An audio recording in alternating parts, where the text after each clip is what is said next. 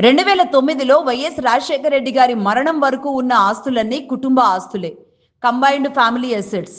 ఆస్తుల పంపకం ఎప్పుడూ జరగలేదు. అన్ని ఆస్తులను నలుగురు మనమళ్లకు సమానంగా పంచాలి అని వైఎస్ఆర్ ఉద్దేశం. ఇది ఆయన ఆదేశం కూడా. దగ్గర వాళ్ళందరికీ తెలిసిన వాస్తవం ఇది.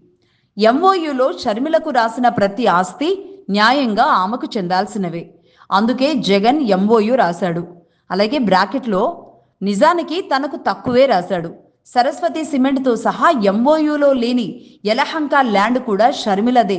ఇచ్చాను అని చెబుతున్న డబ్బు షర్మిల వాటాకు ఇచ్చిన డివిడెండ్ మాత్రమే. అలాగే ఆస్తుల విషయంలో జగన్ తన మేనల్లుడికి మేనకోడలికి ఇప్పటి వరకు అన్యాయం చేశాడు.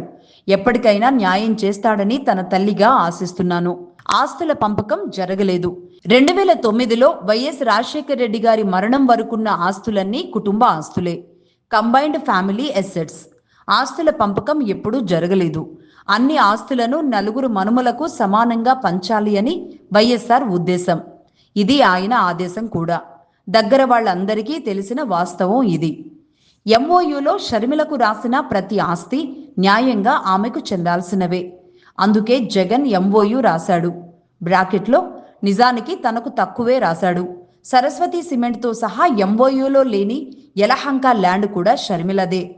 ఇచ్చాను అని చెబుతున్న డబ్బు షర్మిల వాటాకు ఇచ్చిన డివిడెండ్ మాత్రమే. ఆస్తుల విషయంలో జగన్ తన మేనల్లుడికి మేనకోడలికి ఇప్పటి వరకు అన్యాయం చేశాడు. ఎప్పటికైనా న్యాయం చేస్తాడని తన తల్లిగా ఆశిస్తున్నాను. ఆస్తుల పంపకం జరగలేదు. ఇప్పుడు చదువుతున్న షర్మిల ఆస్తుల లాంటివి వైఎస్ఆర్ జగన్కు కూడా ఇచ్చారు. అది ఆస్తి పంపకం కాదు. నిజం ఏమిటో నా దేవుడికి నా కొడుకుకు కూడా తెలుసు. గోబెల్స్ ప్రచారం చేయడానికి మీరు ఎవరు? మీరు ఎంత కాదన్నా దేవుడి న్యాయమే న్యాయం.